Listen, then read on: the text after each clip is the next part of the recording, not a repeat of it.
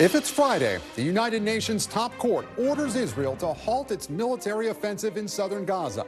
The latest in a series of developments this week, putting the White House in a tough spot as Israel is further isolated on the world stage.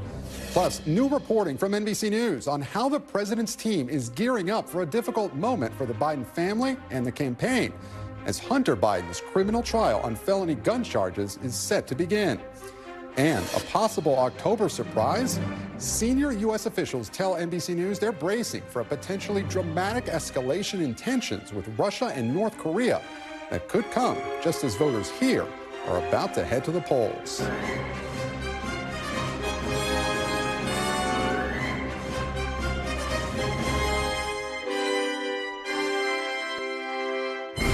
Welcome to Meet the Press Now. I'm Gabe Gutierrez in Washington, where the Biden administration finds itself on defense, not on the campaign trail or on Capitol Hill, but on the global stage, as the U.S. stands by its Israeli partners despite concerns about their increased isolation.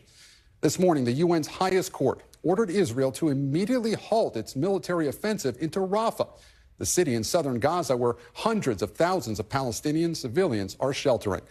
The International Court of Justice said Israel failed to sufficiently address concerns about its military campaign as living conditions in the enclave continue to worsen. The ruling is largely symbolic, though, with no actual enforcement mechanism. But top Israeli officials rejected the order, vowing to continue their fight. NBC News has reached out to the White House and the State Department for their reaction to this UN ruling, but notably, there has been no reaction so far from the Biden administration.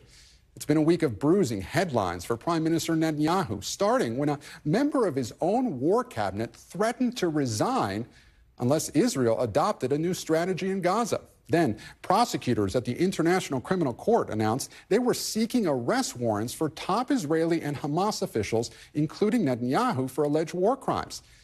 And after that, pressure from Europe when the leaders of Spain, Ireland, and Norway all announced plans to formally recognize an independent Palestinian state. But with each headline, the Biden administration has, at least publicly, stood alongside Israel. Reject the ICC's application for arrest warrants against Israeli leaders. But let me be clear.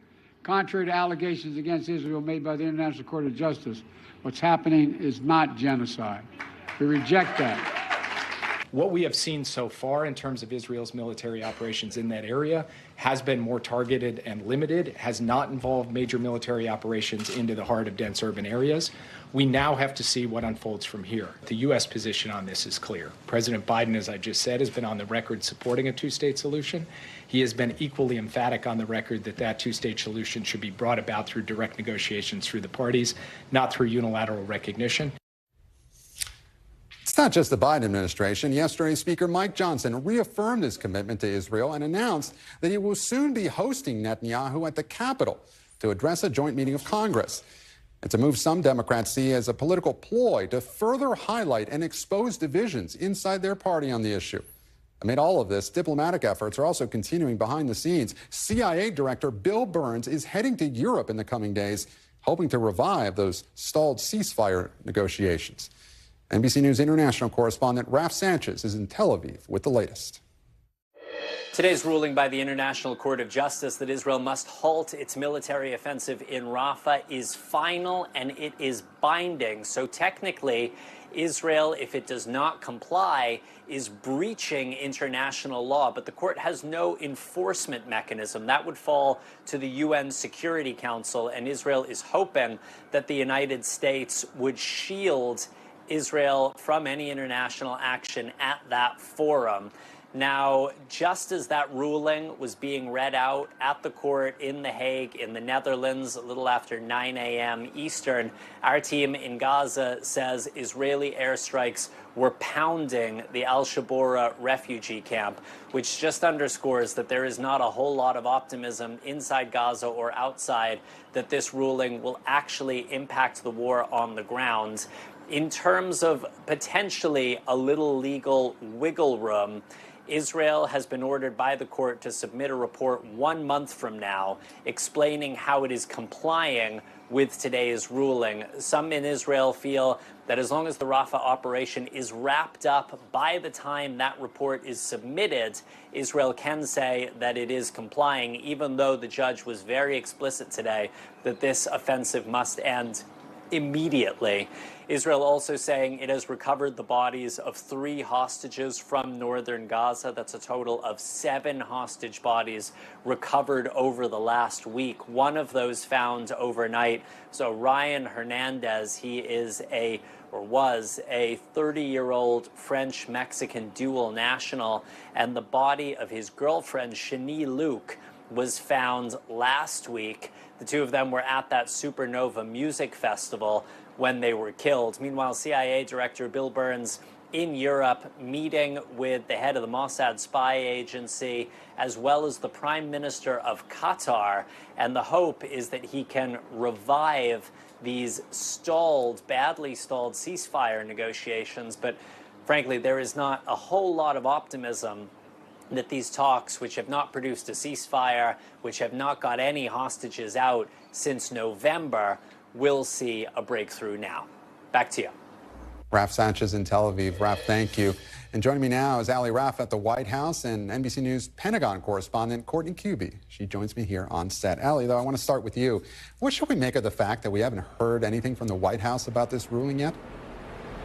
Yeah, Gabe, well, you laid out the differences perfectly between the White House reaction to the ICJ's charges against Netanyahu and some other Israeli officials earlier this week, and then today's top ruling by the top UN court ordering Israel to stop its offensive in Rafah. You mentioned that despite multiple requests from our team for comment, the White House still has not formally reacted to this, and the White House has already declared a lid, meaning we are not going to see or hear from the president the rest of the day. He's already at his Wilmington, Delaware home.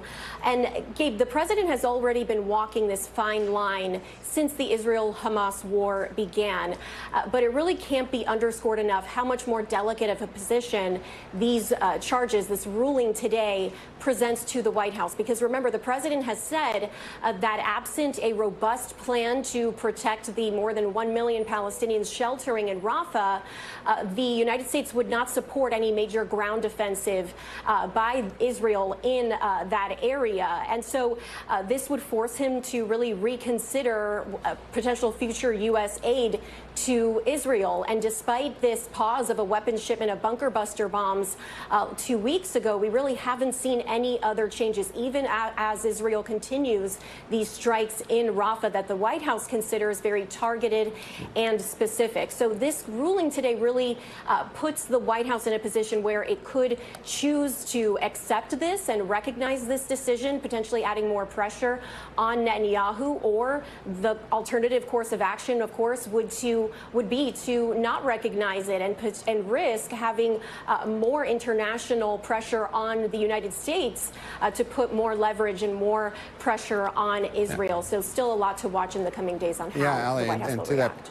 To that point, you mentioned that fine line that the U.S. is walking. Is there concern that aligning itself too closely to Israel is going to put the U.S. at odds with some of our other partners in the West? Yeah, well, the White House is not formally recognizing this, but you talk to some White House officials, and there is concern about the growing, really the echoing concerns from leaders of other countries, of ally countries that are really supporting this decision today. For one example, Egypt is supporting this decision by the ICJ today. And you see the fallout regularly that the president is facing here at home during White House events, during campaign trail events, and how that has been following him. So no doubt this is something that's concerning the White House, albeit privately, Gabe. And to that point on Egypt, Ali, President Biden spoke with the Egyptian president today. What do we know about that conversation? Yeah, the White House providing a readout of this phone call that President Biden had with President al-Sisi of Egypt, in which they talked about these ongoing ceasefire negotiations. They also talked about ongoing efforts to get more humanitarian aid into the southern region of Gaza and Rafah specifically. And the White House says that the president welcomed a commitment from Egypt to allow aid to go through the Kerem Shalom border crossing on a, quote, provisional basis. The White House also says that the president committed to supporting efforts to reopen the Rafah border crossing with acceptable terms to both Israel and Egypt. And they say that the president agreed to send a delegation to Cairo next week to further talk about that, Gabe. Ali Rafah at the White House. Ali, thank you. And I want to turn now to Courtney Kube. Look, you've been reporting on this floating dock project to get that humanitarian aid into civilians in Gaza. It appears they're struggling to get that aid there. What are you hearing from administration officials? So it's actually unfolding in exactly the way that officials were concerned about from the very beginning. So the military piece of it really is working at this point. It was a little bit slow to get it set up. There was bad weather, and everyone forgets. I mean, this is a floating dock and a pier or a causeway that's anchored into the beach. When there's bad weather and waves, it has an impact on their operations. But it's been up and running 7 or 8 days now. In that time, they have been able to bring more than 1 million pounds of aid ashore into Gaza. But that's where some of the trouble has arisen, specifically in getting that aid to warehouses and then distributed to the civilians who desperately need it. Now, in addition to that, we do know some has made its way into the hands of people who are, of the hungry people in Gaza. But it's only a fraction of what has actually gotten to the shore there. In addition to that, we just learned yesterday that, in fact, there have been 3 U.S. service members who were injured as part of this. They were all non-combat. 2 of the injuries were minor. One of them was severe enough that the person actually had to be airlifted to a hospital in Israel. But again, it also just underscores there's not only the concerns about the security there, but it is an inherently potentially dangerous mission. And Courtney, what about the concerns about the cost? You know, the U.S. has been spending, what, $300-some-odd million on this? How long is this expected to go on for? Yeah, right now it's going to be at least $320 million. And the reality is that's what we're told. It will most likely go higher than that. That is just factoring in the military piece, 1,000 service members, the ships that are there also providing security. All of the military component will likely go higher than that. But it's not just the money that's the limiting factor here. Weather going forward could potentially be another limiting factor. Right now, it's the summer. It's going to probably be okay for much of the summer, they think, in the Mediterranean to continue operations. As they get closer into the fall, that's when it starts kicking up again. They might not be able to continue operations because it may just be too dangerous weather-wise out there. And Courtney, I want you to hang there. And I want to turn now to another story, another hot spot in the world. You have new exclusive reporting on the burgeoning alliance between Russia and North Korea, and that the Biden administration is bracing for the possibility of an October surprise, as U.S. officials are growing more concerned that Pyongyang could launch some kind of military action at the urging of Russian President Putin in the run-up to the presidential election. So walk us through some of this reporting. Yeah, so our colleague Carol Lee and I have been working on this for several weeks, trying to figure out exactly what the implications are for this strengthening, growing alliance between Russia and North Korea. Officials have been warning about it. We've heard about the tremendous millions of rounds of artillery and ammunition that North Korea has provided for Russia. It's had an impact on the ground in Ukraine. Russia, in exchange, has given fuel, gas, maybe some money. But North Korea wants more than that. They want things like aircraft technology, missile technology.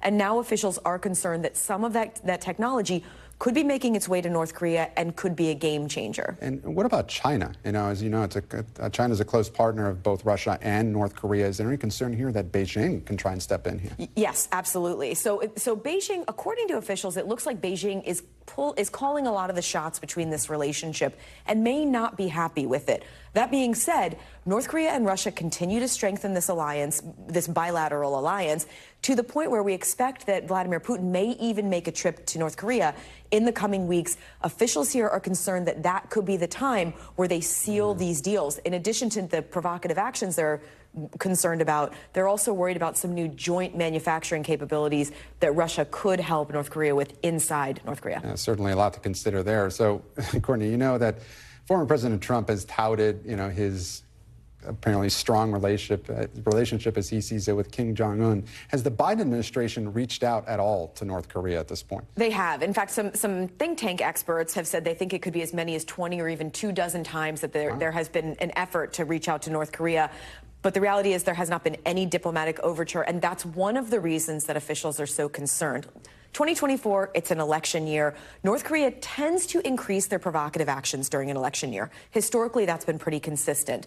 But the times where it isn't as high, the numbers of provocative actions like missile launches, even a nuclear test, the times of those are lower. is when there is a dialogue between the U.S. or even the probability of a dialogue. And the reality is that just doesn't exist right now, and officials are not optimistic that we will see any kind of dialogue before the election in November. All right, Courtney Cube, our Pentagon correspondent, thank you so much for reporting. It's good to have you here. Thanks.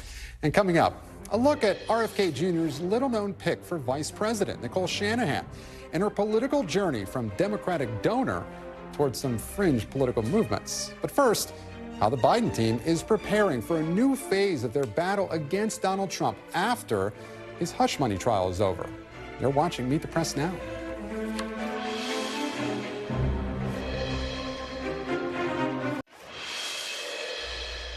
And welcome back. With closing arguments and the start of jury deliberations set for next week in former President Trump's New York hush money trial, my NBC colleagues today have new exclusive reporting that the Biden campaign wants to go on offense regardless of the outcome. Sources tell NBC top Biden campaign officials plan to stress to voters that Trump will be on the ballot no matter what, and that the only way to block him from the White House is to vote for President Biden. The campaign hopes a post-trial break from Mr. Trump's regular legal appearances will make it easier for the president's political message to break through. Meanwhile, the Biden team is preparing for the fallout from his son Hunter's upcoming criminal trial on felony gun charges. Sources say their goal is to be, quote, deliberately low-key about the matter.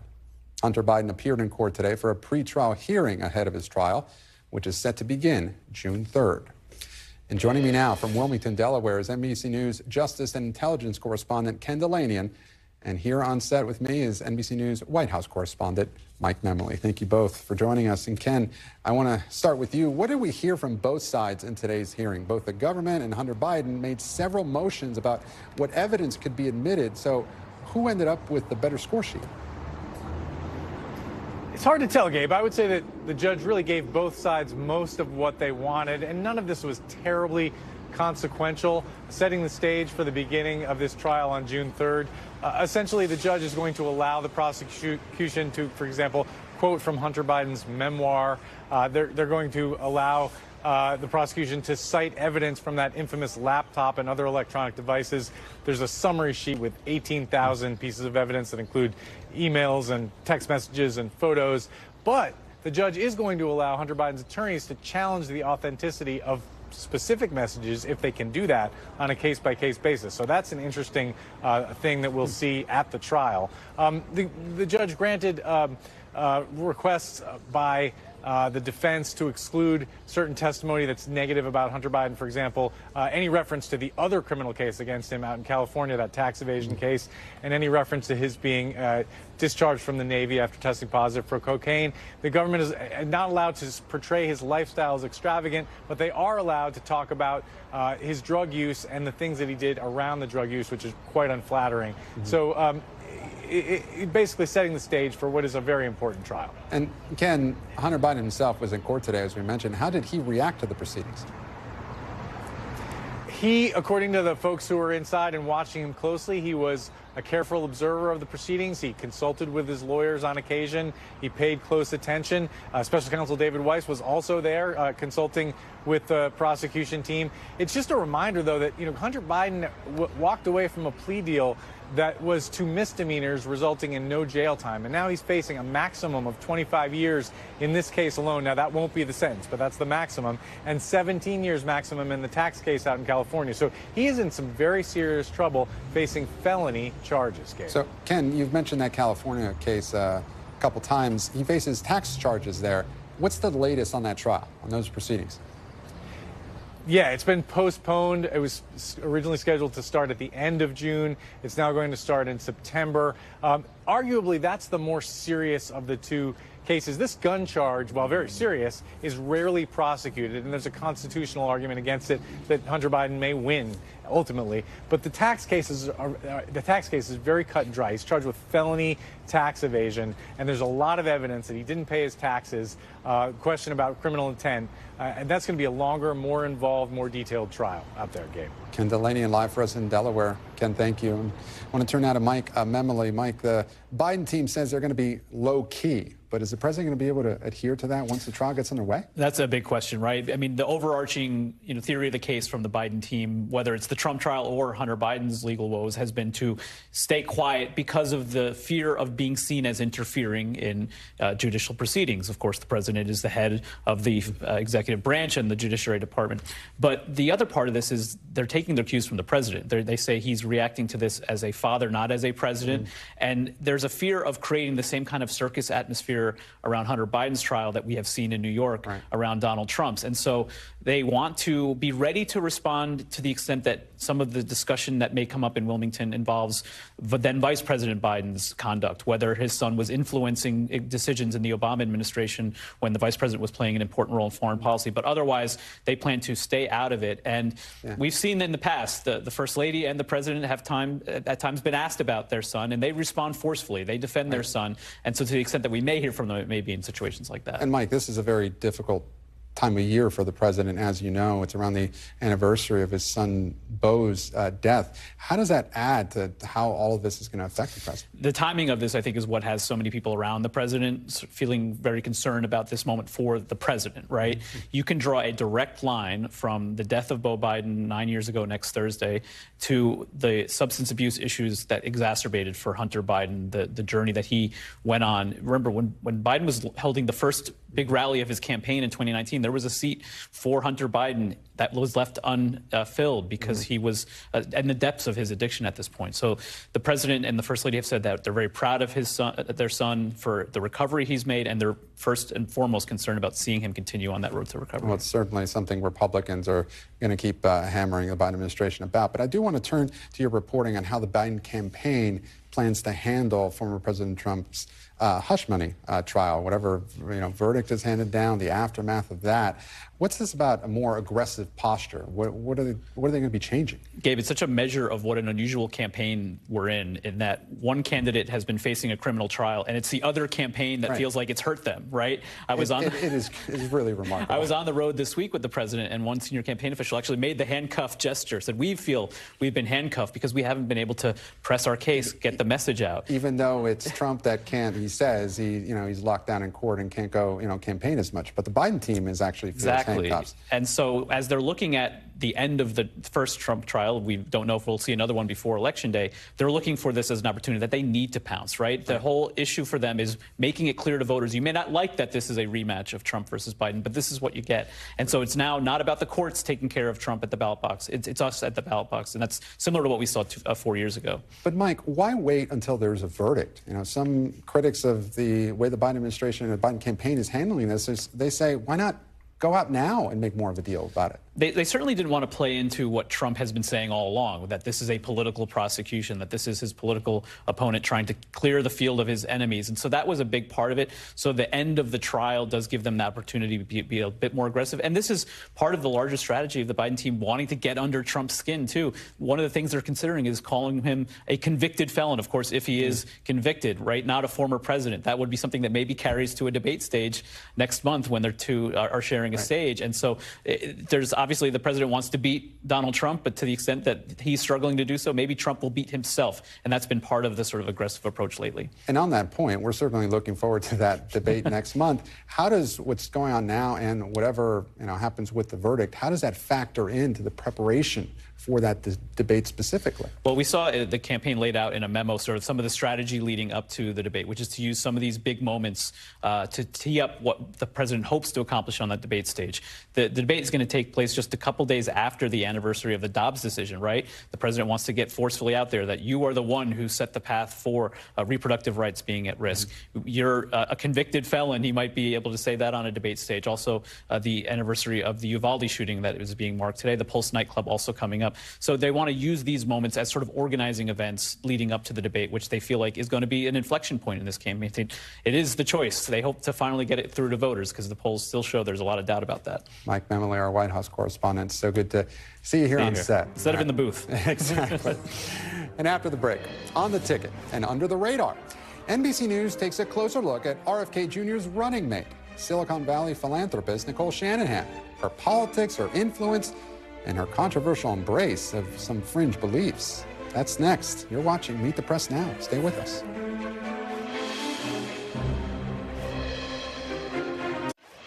While former President Donald Trump says he plans to wait until around the Republican National Convention to announce his vice presidential pick, extending the mystery and the jockeying amongst his allies for as long as possible, independent presidential candidate Robert F. Kennedy Jr. announced months ago that his running mate would be Nicole Shanahan, a Silicon Valley philanthropist. Now, new reporting by NBC News is shedding light on a woman who is in some ways an unorthodox pick with no political experience of her own. But she does have much needed cash for the campaign and evolving political views that bring her in line with a candidate who rejects institutions and elevates conspiracy theories, including about vaccines. And joining me now is the reporter behind the piece, NBC's Brandy Zadrozny. Brandy, it's so good to have you here. And Shanahan was a longtime Democratic donor, so take us through her path to becoming the independent candidate's VP pick. Yeah, it's a really interesting transition, and one I've actually seen quite a bit on this sort of fringe beat. But April 2020 is a really important date in Nicole Shanahan's life. April 2020 was when she got a diagnosis of autism for her child. And her child was about 18 months. And that autism diagnosis really sent her down sort of a rabbit hole. She had invested in different research about fertility, longevity, stuff like that. But autism really just got her into this rabbit hole. So she started looking for fringe researchers, and she found one named Dr. Jack Kruse. He has really wild ideas about the sun and its healing powers and blue light from computers, and he sort of made her believe that the vaccines caused this autism. And so then Shanahan went on this quest to heal her own daughter and to heal all the other autistic kids, and that brought her to Kennedy. And then she ended up joining the campaign, definitely because of the thing that you just mentioned, which is her millions and millions of dollars. You know, Brandy, you've been covering this a long time. So how common is the wellness to conspiracy pipeline? Is this new or just amplified since COVID? Well, the wellness to conspiracy theory pipeline is a very short one because wellness influencers and entrepreneurs really, they seed a distrust in normal institutions. You know, you can't trust your doctor. You can't trust the government to help you. You have to buy my products, or you have to donate to my Patreon and I'll give you this secret information. That's always been a cornerstone. What's new and what COVID did was really bring in right-wingers to this sort of idea of anti-vax and distrust in these sort of institutions. That has become a new marriage, and that's where RFK and now Nicole Shanahan find themselves. So what does she bring to the campaign beyond her cash? Well, I think we can pause for a minute because the cash is the big thing, right? She's now donated $10 million of her own money to the campaign, and even more to a super PAC that's supporting Kennedy. So that is the big thing. I mean, what she also does is she sort of speaks to the audience and speaks their language. I went to a recent rally in Austin where she gave her first stump speech, and she talked at length about soil and the evils of big pharma and big ag and big tech, and so she sort of speaks their language. So that, I mean, she does speak to a crowd, and the people that I talked to didn't know her before and loved her after. Whether she's pulling in new voters, that's a question. Yeah, and that is, you know, the main question, right? You know, Kennedy's only on the ballot so far in 6 states, but the polls do show he could pull in some more votes. So to that point that you were just making, how much will awareness of Kennedy or awareness of Shanahan influence who those votes are pulled from? I think it will pump up their existing fan base. But again, polls show, and the people that I speak to that don't know Kennedy well but are sort of wading in the Kennedy waters and thinking about a possible vote for him, thinking about possible support, most people do not know this stuff about Kennedy, do not know his decades of anti-vaccine rhetoric and propaganda. And he has built the largest anti-vaccine organization on the planet, the most well-funded, his group Children's Health Defense, that he's taken a leave from to run for president. But that's still very much there. All the people working for his campaign are people from CHD and from these fringe pieces. So the fringe, I think, will get stronger and more dedicated to him. But as people, you know, normal folks start to listen to what he's saying and what Shanahan is saying, I think there will be some issue there. All right, Brandy Zadrozny, thank you so much for joining us. We really appreciate it. Still to come, the escalating crisis in Haiti. 2 Americans have been killed amid the massive political upheaval and gang violence. As President Biden says the U.S. will not send troops into the country. We'll have the latest developments next. You're watching Meet the Press Now.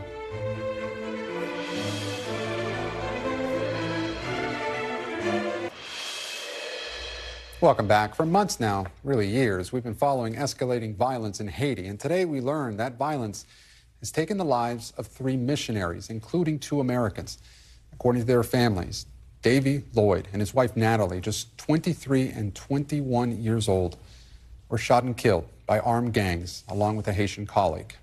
Armed gangs have taken control of much of the country's capital city, and anti-government violence has become commonplace, with gangs targeting government buildings, police stations, and hospitals. Now Kenya is leading a UN-backed multinational police force to help stabilize Haiti and combat the violence. Yesterday, President Biden, alongside Kenyan President William Ruto, reaffirmed that he would not send American troops to Haiti, while reaffirming American support for efforts to restore peace in Haiti. We concluded that for the United States to deploy forces in the hemisphere just raises all kinds of questions that can be easily misrepresented about what we're trying to do and be able to be used by those who disagree with us and against the interest of Haiti and the United States. And there's going to be U.S. forces, none on the ground, but we're going to supply logistics, intelligence, and equipment. Matter of fact, some equipment has already arrived. And I'm joined now by Jacqueline Charles, who covers the Caribbean for the Miami Herald and has reported extensively on Haiti over many years. Jacqueline, thank you so much for joining us. And what do we know about the attack on missionaries in Port-au-Prince? Well, this was an awful situation. I mean, they were attacked by 2 different armed groups. The first one came and essentially kidnapped Davy Lloyd.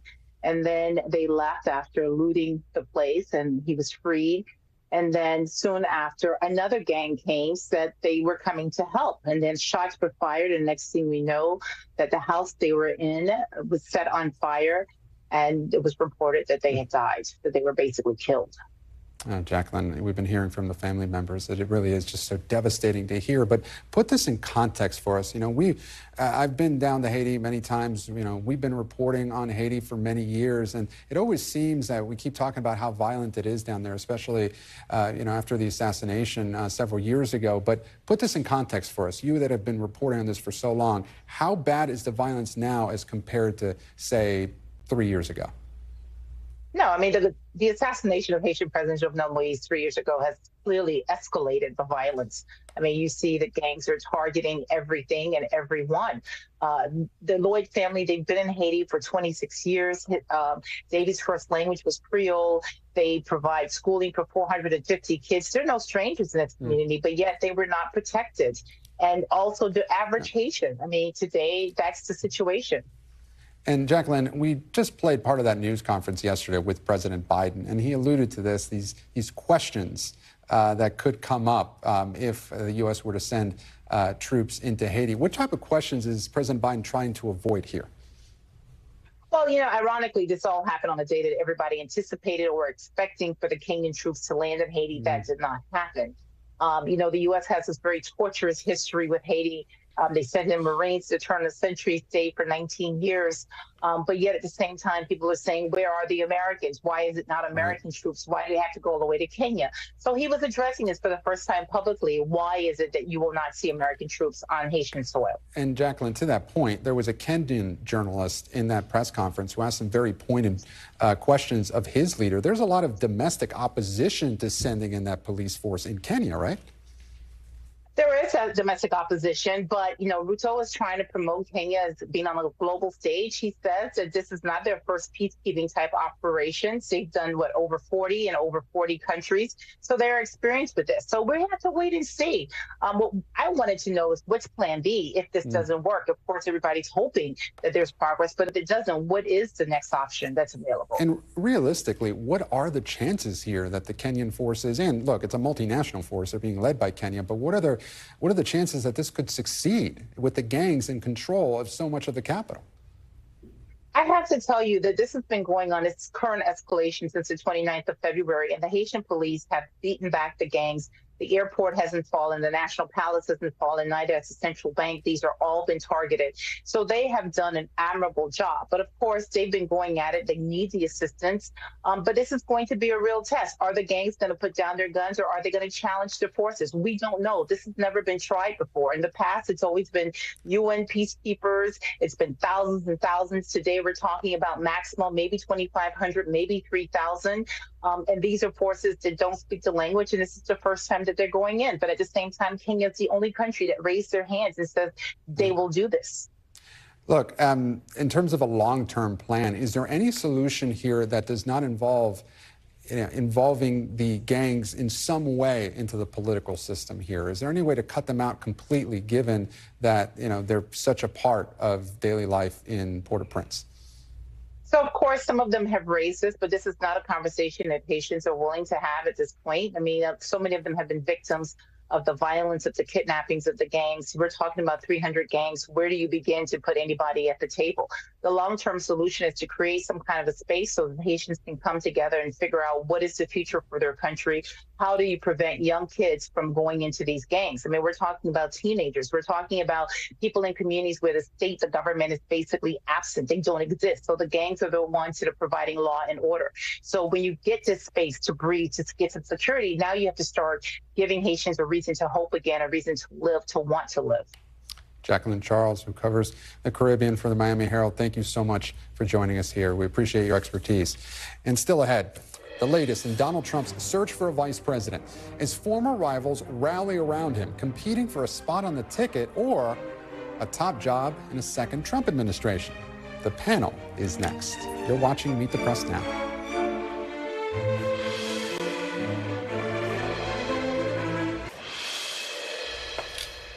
And welcome back. You might be shocked to learn that Donald Trump has injected a bit of reality TV-style drama for his search for a vice president.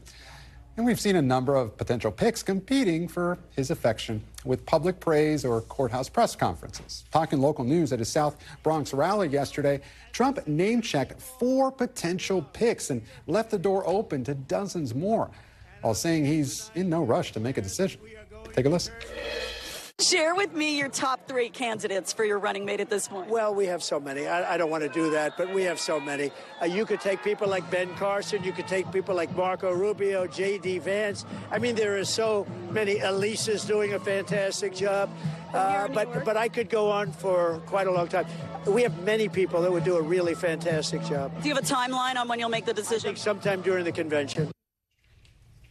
And joining me now is the panel. Here on set is Cillizza, founder of the So What newsletter on Substack and senior advisor at Denton's Global Advisors. And we have Bryan Lanza, former deputy communications director on the 2016 Trump campaign and partner at Mercury Public Affairs. And of course, here in the nick of time is Symone Sanders Townsend, former senior advisor to Vice President Harris and the co-host of The Weekend on MSNBC. You know, Symone, we were a little worried you weren't going to make it on time. You know, I blame Ubers. You know what? It's that gig economy. Traffic in DC. I don't trust that gig economy. I drove myself. But like a pro. She just came on in here, smooth. It's all right, but I'm going to give you some time. Chris, I want to start with you. Sir. You know, we were talking about the vice presidential picks right now. And look, this kind of dog and pony show that's going on in front of Donald Trump. I know we keep saying that no one knows, and the Trump campaign says this as well, no one knows what's going to happen except Donald Trump. But what do you think he might be looking for in a vice presidential pick? So I think my general rule of thumb is no one who will probably outshine him, right? Look, I'm an only child. I went into television on purpose. I like being the center of attention. You know, I'm not casting aspersions. You don't say. Yeah. So I get it. But I do think the fact remains that this is someone who wants the light to shine on him. Everyone underneath him, including the vice president, he views it as sort of the Trump organization. Well, you work for me. And so he doesn't. That's why when people say, well, Nikki Haley, she's going to vote for him now.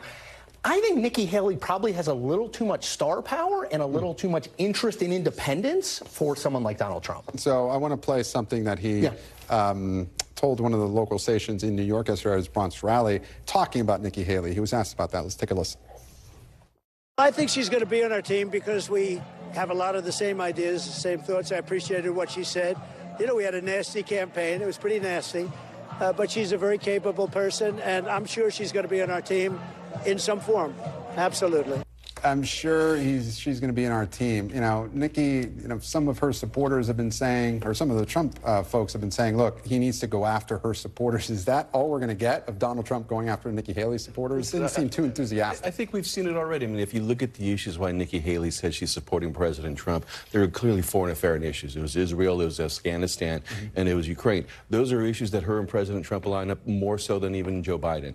And so I think as President Trump starts to talk about those issues, it'll start to have more appeal towards her voters, and you'll see more and more progress take place. But it's important to remember, this isn't a new phenomenon. In 2016, you had a lot of sort of never Trump supporters who said they're not going to come around, but in November they came around, just like they came around in 2020, and they'll come around in 2024. And you know, Bryan, today there's some reporting in the New York Times. They're floating the idea of Tom Cotton as a potential VP pick. What do you make of that? Yeah, good TV. I think the president, the more and more people the president decides to put out there, the more and more we're going to get coverage, the more and more it's going to suck up the oxygen. You know, I'm of the feeling, I agree with Chris, you know, President Trump's sort of the best executive producer, director, and actor of his own show. He's not going to bring in somebody who outshines him. So that's why you probably have that issues with Kristi Noem. I think she outshines in a negative way, but who needs that attention? And I think, you know, you'll see some more names being put into the mix just because it has for more TV. Oh, we'll get to Kristi Noem in just a second. But put on your campaign strategist hat, Symone. That's what made me laugh. Like, yes, that makes good television, and I think Donald Trump knows about making good TV. Yep.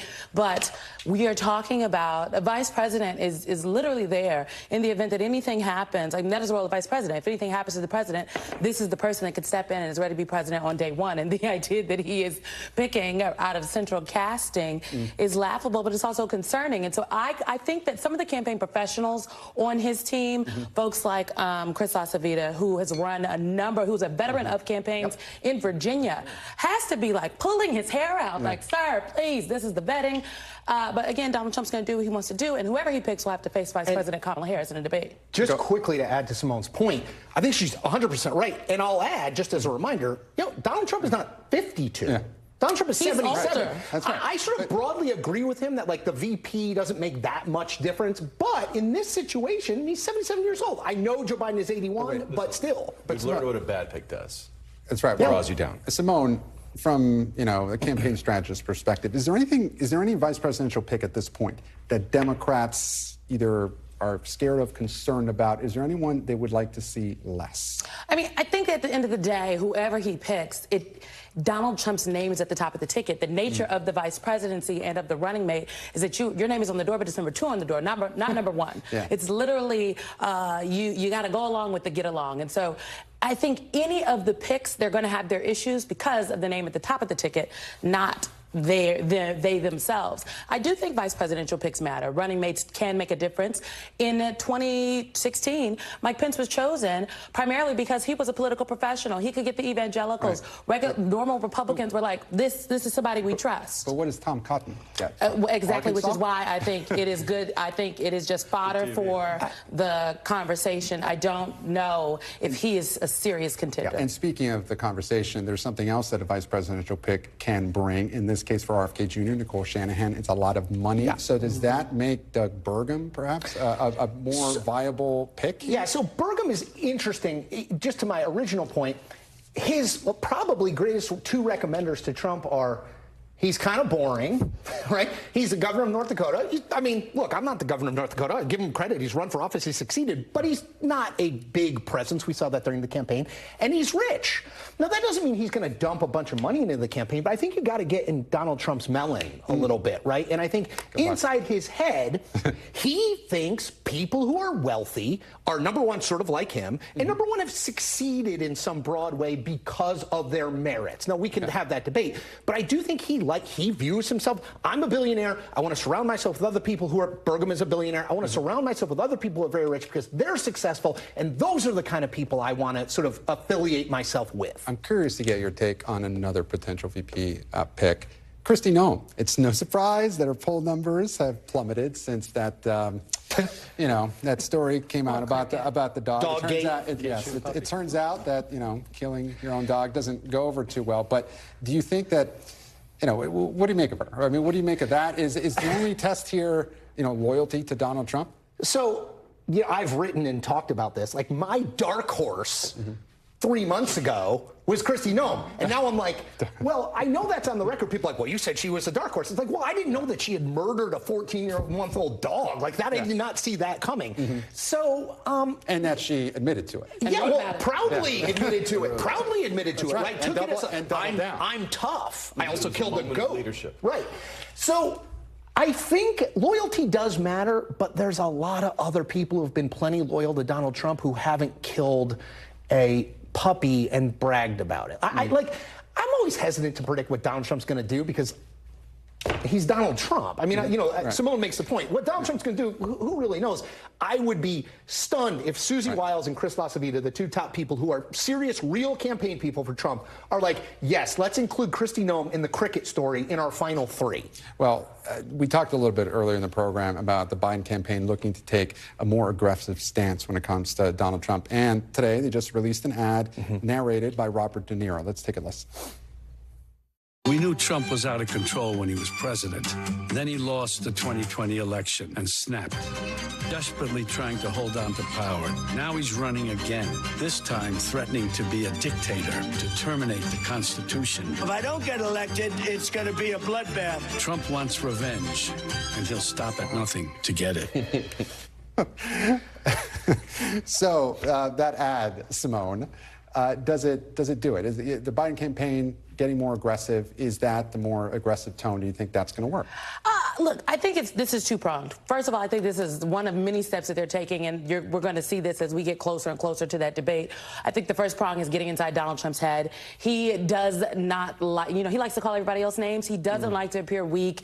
People call him unhinged, all those kind of things. So when Joe Biden himself has been saying this a little more, namely at those fundraisers where we don't have cameras, but we do have reporters. And so that's the first prong. The second prong is to remind, I think, voters kind of what it was like when Donald Trump was in charge, what it was like the last campaign, because there is this fatigue and amnesia, I would argue, with some of the voters, and they don't remember, the early morning, late night tweets. They don't remember the chaos that Donald Trump sowed, and definitely folks don't remember how he stood in the East Room on election night, the first night of the election week, and claimed victory, even though no one had yet actually won. And so that is, I think, part of what they were trying to do.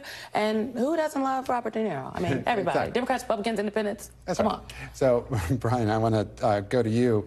Both sides right now are talking about threats to democracy. The Biden campaign has been hitting this for a while. Former President Trump, his campaign now is claiming that Biden is a threat to democracy. Do those types of attacks just cancel each other out? Yes. I mean, listen, at the end of the day, the reason Joe Biden runs these ads, these assaults on democracy, these things, is because he can't run on his economic record as president. When you bump that up against President Trump's and you do the bank statements at the end of the month, the scoreboard is pretty clear where you were better off 4 years under Trump other than Biden. So you're not going to have Biden say, look how great I did these last 4 years. Let me do that again. So he's got to sort of change the subject because the economy is not on his side. It doesn't appear to be on his side. So I think, that's going to cancel itself off as voters start to pay more and more attention to the economy, and it doesn't look like it's getting better any better anytime soon. Bryan, Lanza, Chris Cillizza, Symone Sanders Townsend, thank you so much for being here.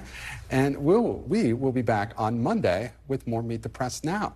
And if it's Sunday, it's a special edition of Meet the Press focusing on election security and democracy. Among Kristen's guests, a bipartisan panel of secretaries of state. I'm Gabe Gutierrez. NBC News Now coverage continues with Hallie Jackson right now. Thanks for watching. Stay updated about breaking news and top stories on the NBC News app or follow us on social media.